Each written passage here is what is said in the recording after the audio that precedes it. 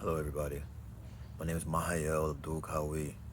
I'm the founder of the Accountability Party for Human Rights, a political vanguard organization comprised of individuals who have chosen a path of self-understanding and awareness for a higher purpose of achieving a goal for themselves, for their families, and eventually for their communities. We are individuals who, on our path of understanding, see the current state of where the world is and where society is at large, and what we achieve for ourselves and for our respective families and loved ones. We wish to pay it forward through services and resources that can help the working class people survive in this country, so that way they have a chance to also obtain self-awareness and understanding of themselves.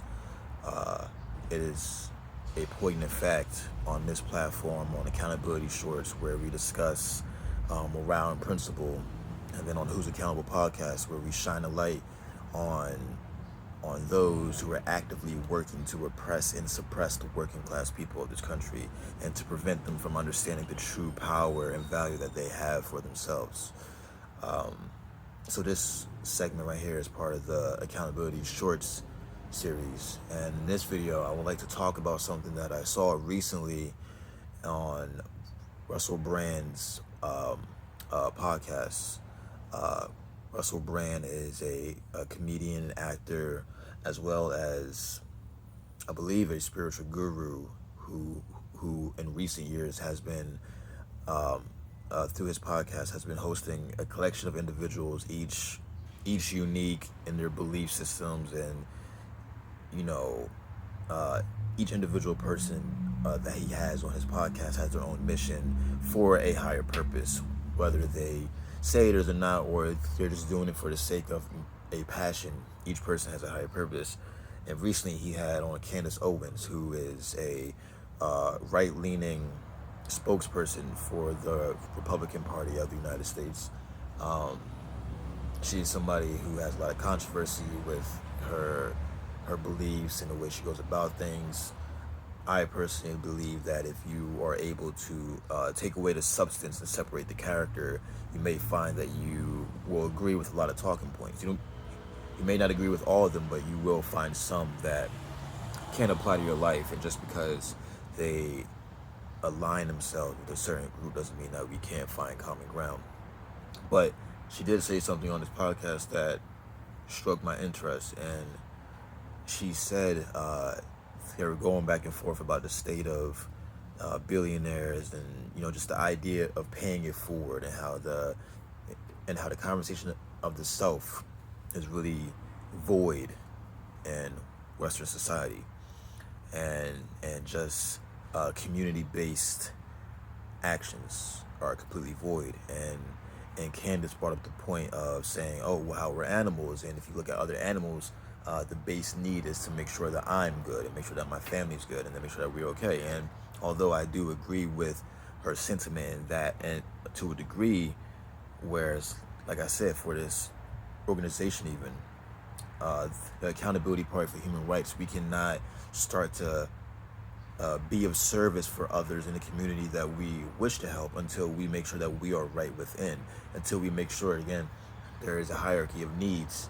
And most human beings in a modern society are still at the bottom, because there's so much opposition and challenges for any human being of the working class specifically to rise up in the needs, where once all your base primal animal needs are handled, then you can start to focus on your consciousness and your awareness of others and how we're all connected. So I do agree, that we have to make sure that the self is fine, but we find it in modern society, in this capitalistic state of hyper-individualism, where it's always about the self. And there's not a moment where people consider that you don't have to do good to others, or, because I know the whole conversation about good and bad is philosophical in itself. It doesn't have to be a conversation per se. If you know that an action can benefit somebody long term, that can bring them a peace of mind, you'll be surprised how just helping that person achieve that for themselves in their universe of living, it will ultimately help you achieve peace in your world. And it may not be immediate or quickly, but you'll see how these small things can really just feed your soul. And I'm not saying every action that you do, I'm not saying that you have to be a saint. You don't have to go out into the world trying to save everybody, do good for each individual that you see. But if the opportunity crosses your path where you have a chance to offer yourself, your mind, your skill set, whatever it may be, just for anybody, a group, whatever you can offer to somebody, if that opportunity arises, you should not ignore it for the sake of, oh no, I'm myself, I had to look out for me, because that's what I, that's what this agenda really wants us to be about. It really has taken, instead of promoting the concept of, oh, you can still understand yourself and look out for your basic needs, but you can also, because you're capable as a human being, we are more than capable in what we have biologically in our DNA to be able to help others. And I know it sounds idealistic. I know for a lot of people, but it's, oh no, there's a lot of facts. I believe that we live in a time where we need to stop coming up with devil's advocate kind of arguments and just do the basic things because it should be.